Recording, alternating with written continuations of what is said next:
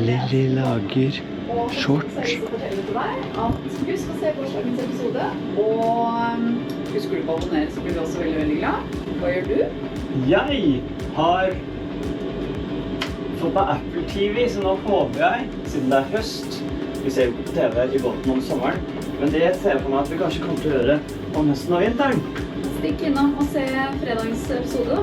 Og du, har du lyst til å abonnere, så blir vi superglad. Veldig kult at du er der. Tusen takk for at du ser på.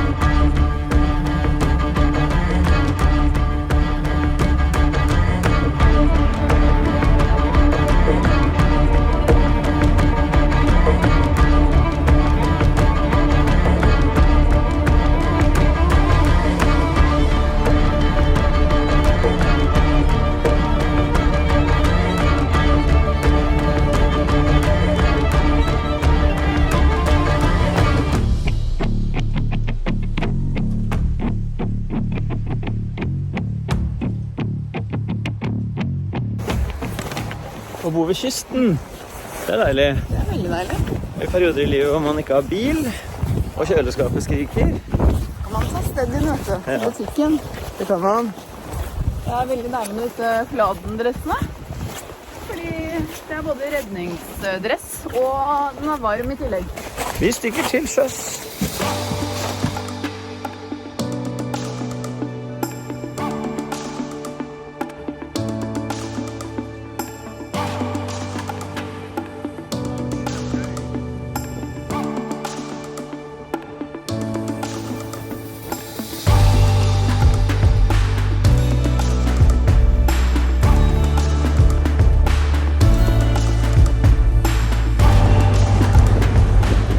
Da er vi her. Vi sier jo alltid bare Vesterøy, men Vesterøy er stort. Dette er altså nærbutikken vår, Coop, Extra, Kiwi og Rema 1000. Og alle har søndagsåpent. Ja, det er litt av et liv. Nå skal vi bare inn og handle. Så neste nå, Coop.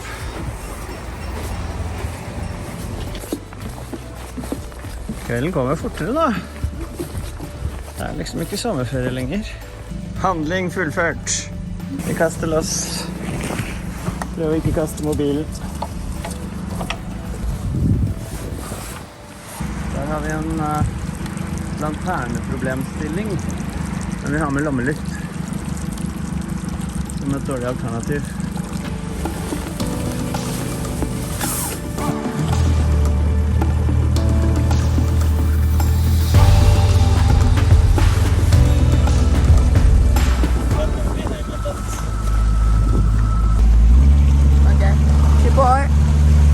Vi drar til sjøs, vi skal ikke langt der, bare, jeg vet ikke hvor langt det kan være, kilometer?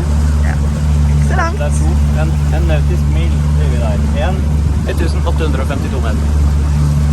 Fra nå.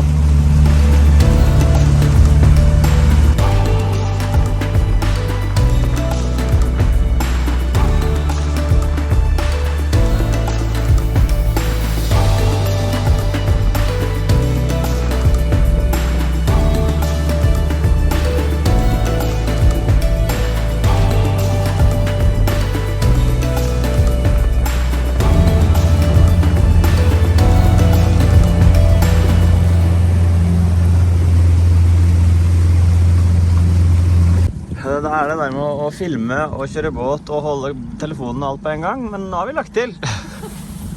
Lilly er i land. Her står tegnene og venter på oss. Takk for turen. Nå skal vi opp og lage middag. Jeg er ikke verdens beste på å spleise det, men morfaren min lærte meg det da jeg var liten. Jeg har ikke holdt på så mye med det. Så har jeg ikke noe utstyr til det heller. Så det blir ikke så vakkert. Det er et gammelt slitten tøv som vi har liggende, men et veldig sterkt tøv. Så nå prøver jeg å spleise den løkka som skal være i båten fast fra land. En fin søndagsgreie å drive med. Og jeg er nok ikke den rette til å lære deg å spleise tøv, men det handler jo om å flette. Altså, jeg vet ikke om det går an å se, men annenhver gang åpne opp inn i tøvet, sånn at det blir liggende under. Og når tøvet får belastning, så låser det seg jo selv.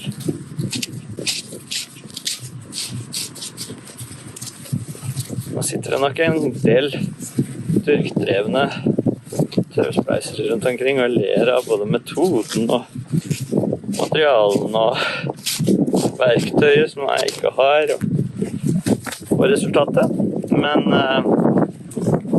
disse tøvene skal altså bare brukes i noen minutter når vi legger til i litt tøft vær. Det er bare for å holde båten såpass på plass at Lilly rekker å hoppe i land og feste de skikkelige fortøyningstøvene. Altså enden som man fletter inn i tøvet på nedsiden løkka skal jo ikke flettes over seg selv.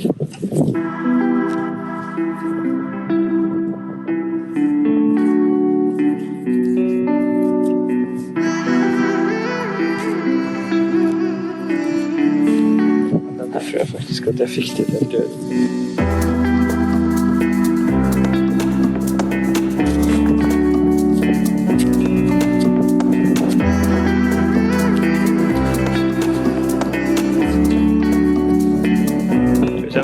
To ganger til, sier vi da. Da blir det under der, på den.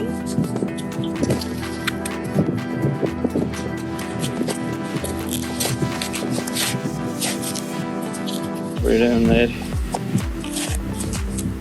der. Se så pent der.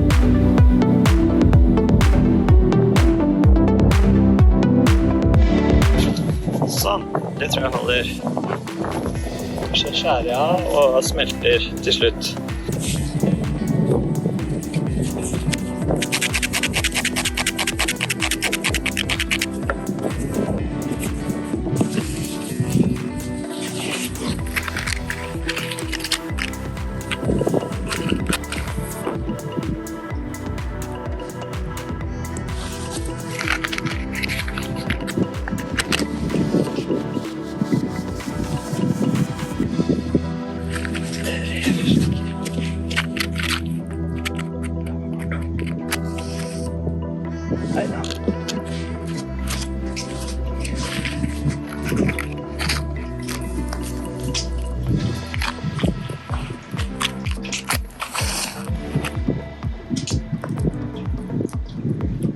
Ok, da prøver vi igjen.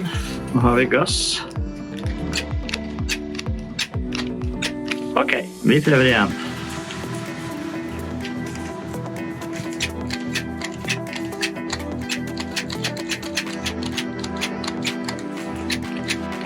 Nå kommer det. 2 ganger kommer den.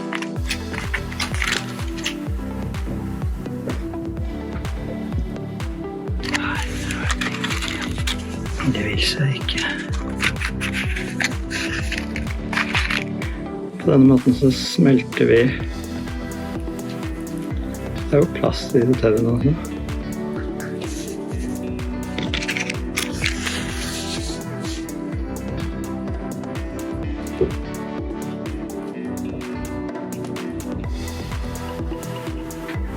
Sånn, det ble ikke så veldig pent. Utstyret mangler. Men viljen er der. Alltid. Ok, da har jeg lagd det. Så da har jeg fått gjort om et veldig langt tøv til et litt kortere tøv. Og så har jeg fått lagd 2 nye små. Dette gikk fint. En slik spleis. den. Går aldri noe sted. Jeg skal tegne det til her. Ta. Der. Blåser som bare det fra nord. Der vet vi at nå ligger vi solid på akkurat den avstanden vi trenger bak her. Og kan sette i gir og kjøre rumpa innover, og den vil henge der. Selvgjort er velgjort. Nei, det ble i hvert fall det nå. Det er ikke alltid det, men det ble det nå. Jeg er glad. Sånn skal det gjøres når man spleiser og smelter tøvet for å skape en stopper. Det var ikke så lett å få til nede på brygga når det blåste. Pass på ikke puste inn den røyken.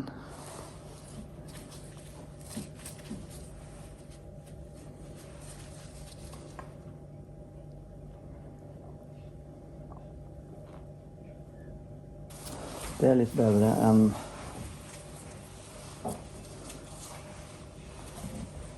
det. Vi skal bare passe på dette her må stivne først, for nå er det jo nå setter jeg merker.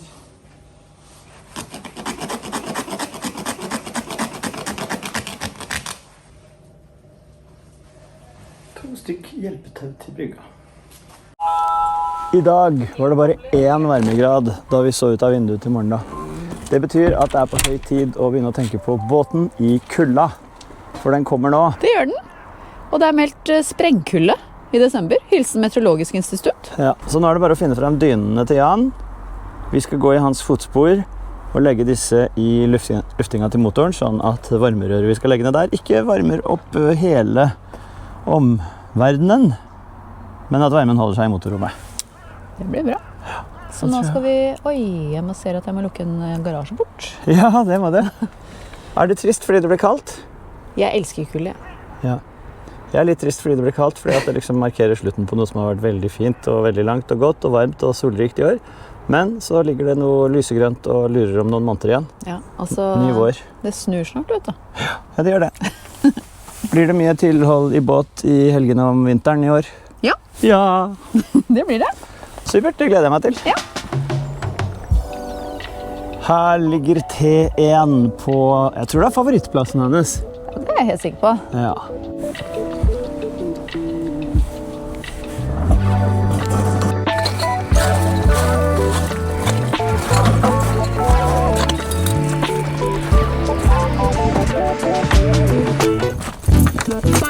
Denne høsten skal vi også prøve kalesjen til T1.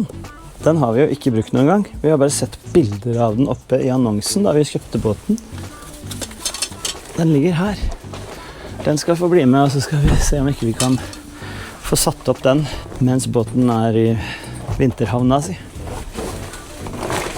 Hva er systemet der da? Her er det litt sånn oppbevaring. Ja. Er det en ting du alltid trenger mer av, uansett om du har båt eller ikke, så er det plass.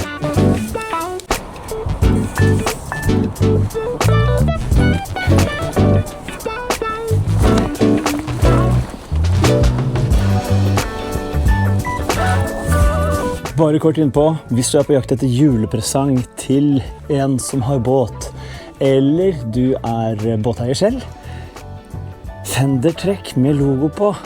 Altså, det er en fin julepresang det.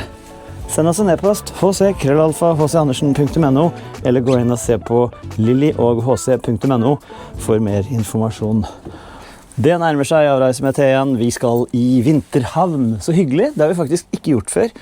Den ene gangen vi har hatt stor båt tidligere som har ligget ute, så lå den her i hjemmehavna hele vinteren.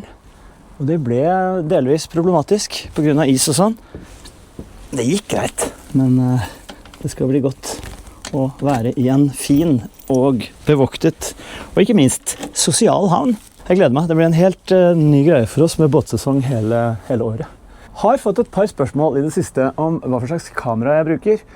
Dette kameraet, en Raymarine Cam 100, ikke nyeste modellen, men det funker som bare det. Det vises altså et bilde på plotteren hvis jeg velger video foran. Raymarine Cam 100. Sjekk ut nye modeller hvis du skal kjøpe nytt. Det anbefales. Det er veldig kjekt, og spesielt her hvor vi sliter litt grann med utsynet akterover. Vi har tatt strømmen, så nå må vi sette på dieselvarmerne. Og vi passer på at ikke det ligger noe akkurat ved utblåsninga, sånn som her. Det er ikke noe lurt. Dette er altså dynnene som skal i motorluftingen etterpå. Varmerørene, de glemte jeg. De ligger i båthuset. Da går jeg i båthuset. Det er en ting man blir veldig god på når man har båt, og det er å kippe av og på seg skoa. Det er liksom... Men det er sikkert sånn med bobil og campingvogn. Nå er jeg glad for at jeg kom på det, for ellers måtte jeg tatt med det på bussen utover.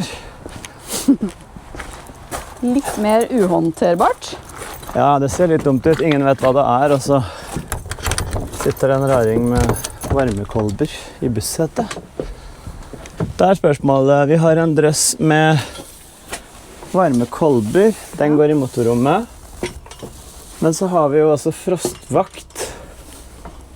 Og da har jeg for så vidt veldig god erfaring med det også. Frostvakt med ekstern termostat, det er jo helt gull. Ja. Jeg er bare usikker på... Vi har jo ikke veggfester til dem. De kan ligge på dørken sånn. Men så er spørsmålet, hvis vi skal ha opp kalesjen, så må vi også ha med det som er av deler til den. Sånn hører til. Sånn hører til. Sånn hører til. Det tror jeg var det. Og ut. Oi. Har du satt på nøklene bak? Ja. Ja. Det går jo 3-4 uker mellom hver gang vi starter. Forrige gang var jo da vi kom hjem fra høstferie, som jo var en kjempefin tur. Vi ser, vi husker dette altså. Skrudd på bak, gir strøm. Skrur på her, og skrur på her. Åh, det er deilig.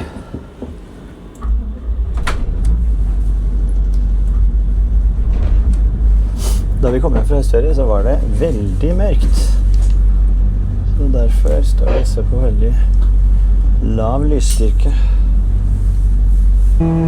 Det tar noen minutter ekstra til avreise for vi må flytte diesel inn på dagtankene. Vi er gått under halv på reservetanken nå. Og etter at vi fant ut av dette, så er jo ting en lek.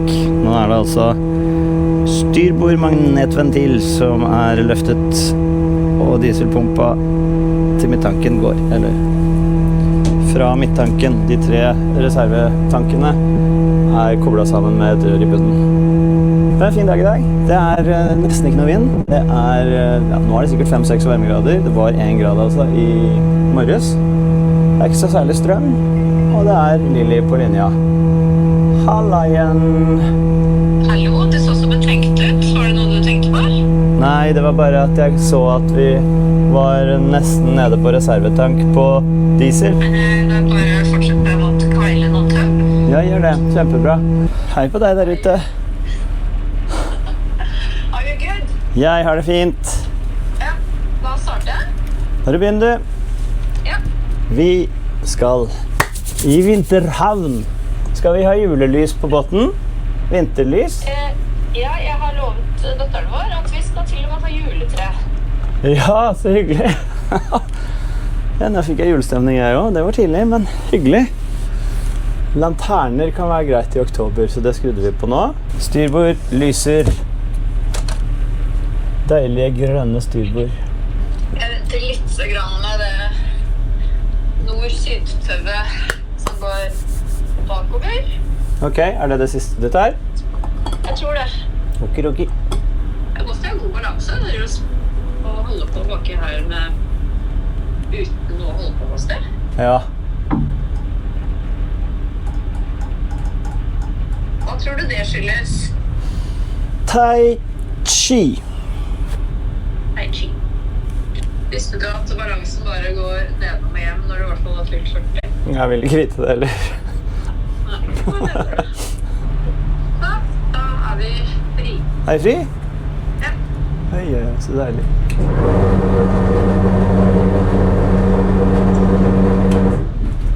Kanskje fremover? Kanskje fremover da? Eller hvor er den tegnen bak? Vi går fremover nå, ja. Absolutely. Sånn.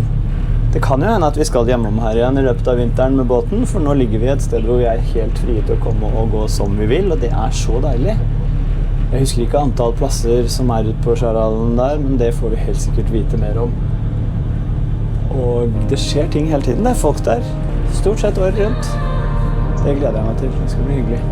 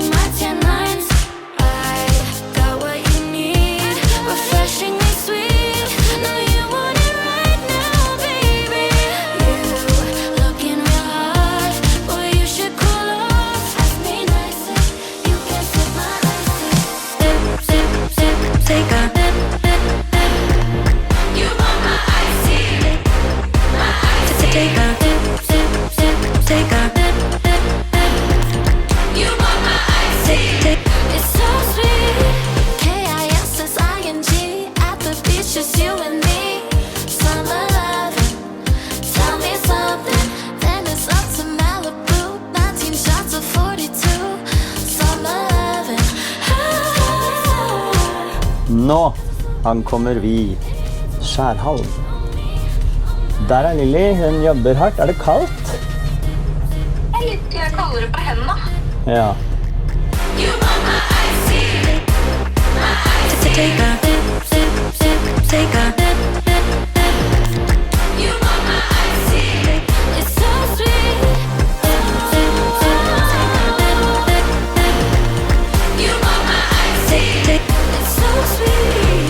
Vi skal finne plassen vår. Vi har fått vite av supre Olivar at det plass 12A, tror jeg. Det longside-plass.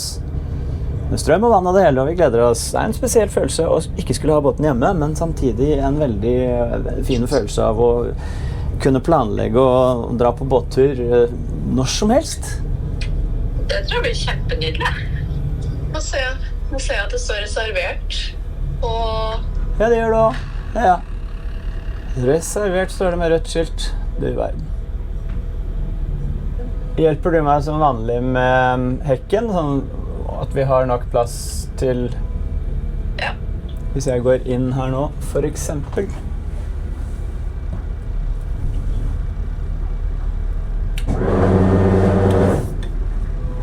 Cirka 6 svømmetak inn til selve flytebrygga. Har vi begynt å måle de svømmetak nå? Ja.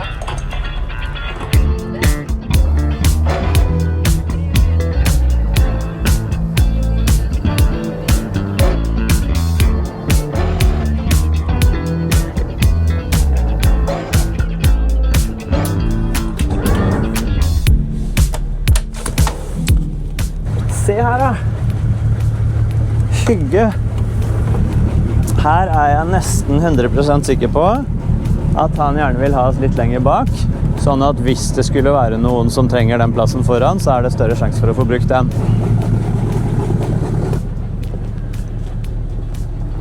Ja, det blir helt vakkert. Du god, altså. Du flink. Vi altså fortøyd, og nå skal fenderne pyntes. Ja, vet du, det faktisk sånn at image is everything. Vi så stolte både av T1 og ikke minst av at vi kan lage sånne fendertrekk til deg også. Det hender at jeg føler meg som en knivselger når vi snakker om dette her.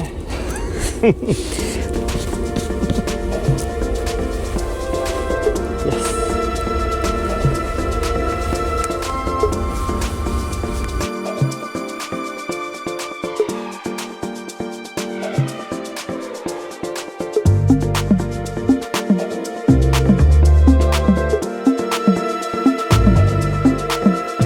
Dette den riktig lagd, se så solid det blir. Så jeg digg, men spørsmålet jeg har tatt den stanga der selvfølgelig, det var 50% sjanse for å få det riktig. Så da så den omvendt. Kan det bare holde den. Ja. Dette har vi aldri gjort før. Det veldig morsomt å se hvordan han har laget det. Men er det tull da? Ja. Sånn, da funker den, og så er det sånn at det er nesten. Men nesten er bra nok her nå.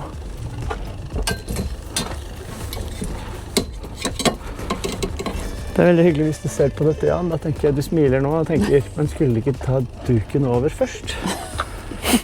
Det kan godt hende de skulle. Det. Men det har vi ikke gjort. Niks, det har vi ikke gjort. Ok, da tror jeg vi bare må sette fra oss kamera kanskje, og så...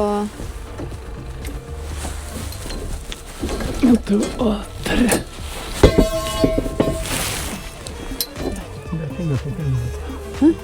Det er pinne på pinne. Jeg føler på om den egentlig... Nedover kan du dra, men du må ikke dit den veien, for da hopper den ut her. Ja, det går fint. Dette må være endestykket. Sånn, ja. Nå blir det bra.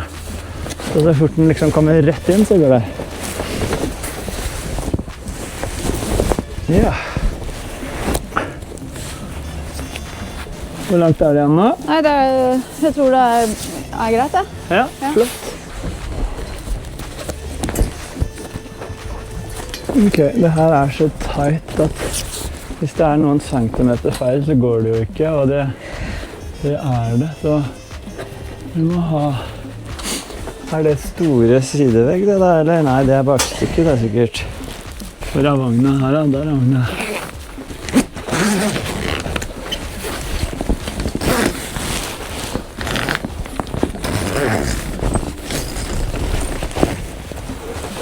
Kan det være at du har denne siden, Tilly? Er du sikker på at du har riktig side ut? Ja. Hæ? Ja. Ja, jeg er helt sikker. Nei, jeg bare venter til du... Vær så god. Ta den andre, du. Har du innsett det? Nei, jeg vet ikke. Men du prøver jo også å feste de der nedefestene opp i taket blant annet, så det... Sånn, ta den her nå. Hva tror du, Lili? Jeg tror det går bra. Hvor er utfordringen størst? Spørsmålet er jo om det hjelper.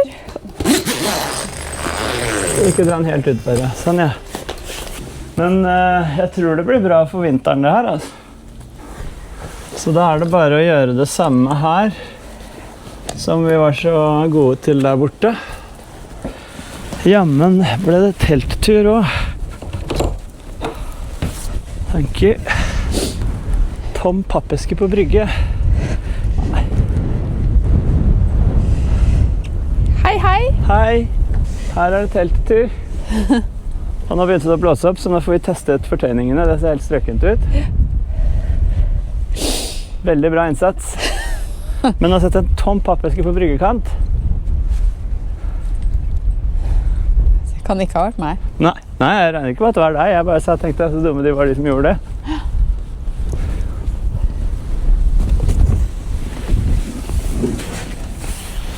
Prosjekt Kalesje. Vellykket. Den er ikke pen. Den kan ikke brukes om sommeren, for det er alt for mye jobb. Men vinterkalesje, helt genialt. Takk, Jan. Hei! Er det noen som vil inn her? Ja, nå har jeg skjønt hvorfor naboen her har så mange fendere. Ja, fordi han legger jo og trykker Han mot blir jo brygga. blåst inn mot brygga. Ja. Nei, nå er jeg så spent på å se hvordan det der føles. Ja. Med kalesj. Se her, du. Ja, Stue i stue.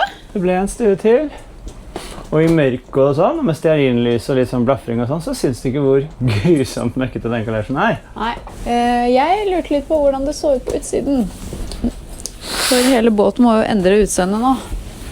Ja, da får du se episoden fra starten. Det var for noen minutter siden. Sekunder kanskje bare. Og så har det brått blitt mørkt. Men det er vakkert her. Og jeg tror det blir en fin vinterhavn. Ja, Tror du hva? jeg tror det blir kjempefint her. Hva gleder du Synes det deg er mest til? koselig.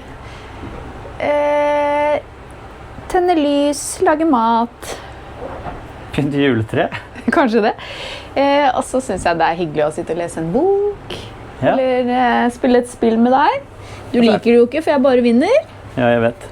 Og så er det litt spennende, fordi at her på Skjærhallen i Østhavn om vinteren, så er det vinteropplag, men det er ikke lov med vinteropplag uten å være her. Du får ikke pakke inn båten din og komme tilbake til våren.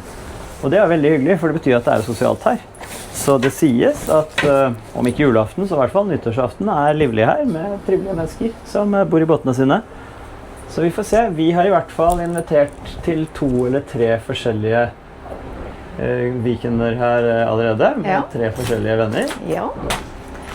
Men da runder vi av. Da skal vi bare få se noen fine bilder fra utsiden. Nå syns de ikke at kalesjen er gammel og stygg, så nå kan den være veldig pent når det er mørkt.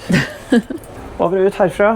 Vi gleder oss til vinteren på Skjærhallen, og vi skal finne på veldig mye gøy, altså. Så hva det blir, det er det ingen som vet før det skjer. Snakk om å ha bassenget rett på utsiden igjen. Ja, nå har jo du badeplass. Jeg har badeplass. Nå har jeg huset ved badeplassen. Eller båten da, ved badeplassen. Perfekt. Hei så lenge.